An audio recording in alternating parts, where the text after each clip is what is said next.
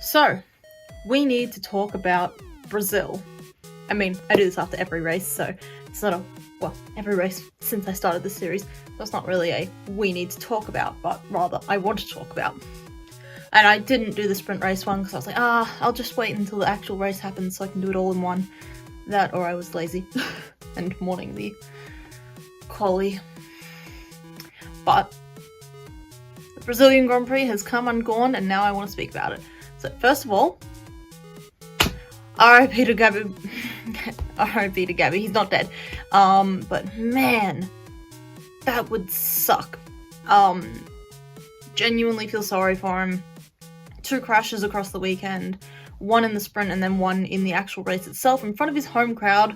That is got to be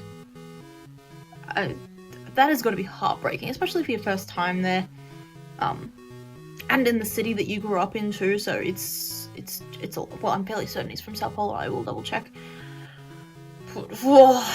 That's rough. I'm glad to see that he was okay, but I'm hearing what had happened. 57 Gs is ridiculous. That is so much.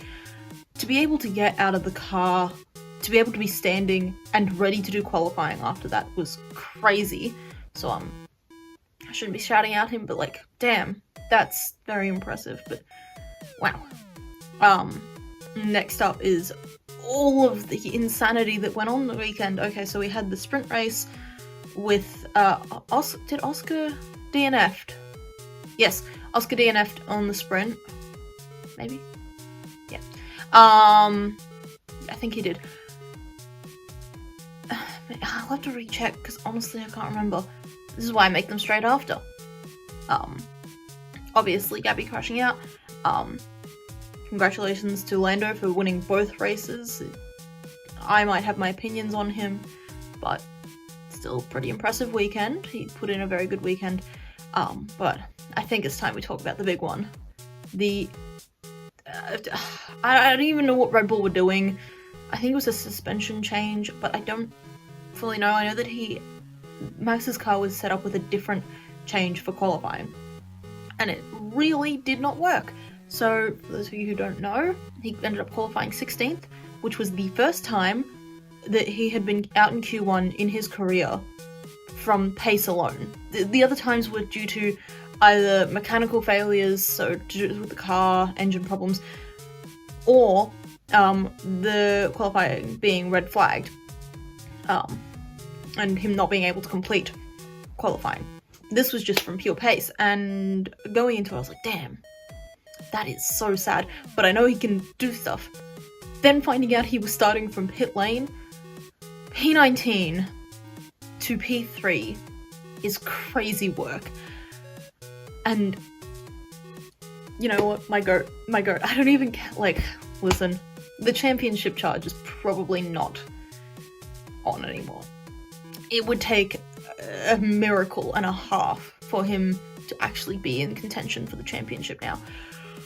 But oh my god, he's just such a good driver. Watching that felt really amazing.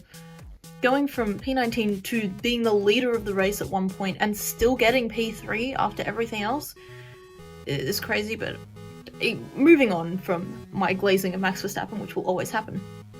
The penalties. Oh my god, the penalties.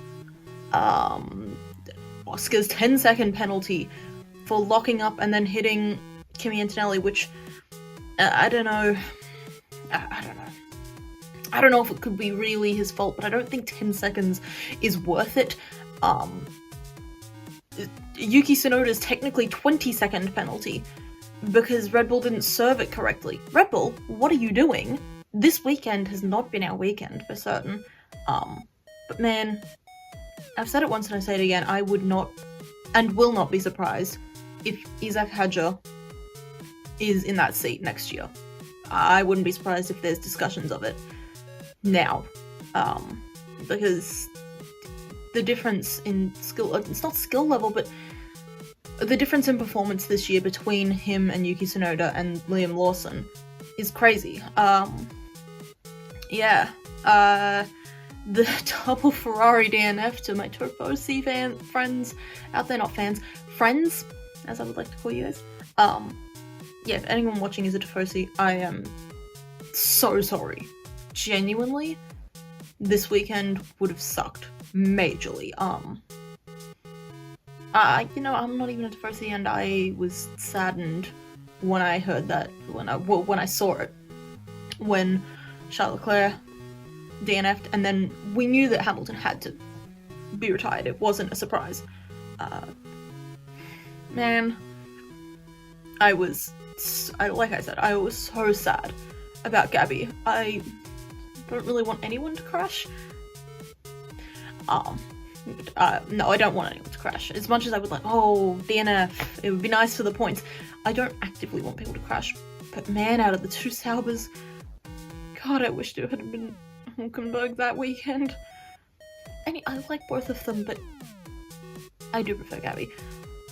Having it happen at his home race, after watching Oscar crash out at Melbourne, it was spin out, he didn't crash, he spun out. Yeah, heartbreaking. Hopefully he'll get a better result next weekend. And next year too, with how Audi are going to be. But yeah, other than that, if I've missed anything, there are other race recaps, but yeah, Sao Paulo, you delivered again. Not great for the championship, but was a very, very entertaining race to watch. I'm not gonna lie. Also, big ups Ollie Behrman and Kimi Antonelli for his second podium in his highest place finish ever. Yeah, there's some really amazing racing this weekend, and yeah, I'll see you all in Las Vegas. Have a great day. Bye!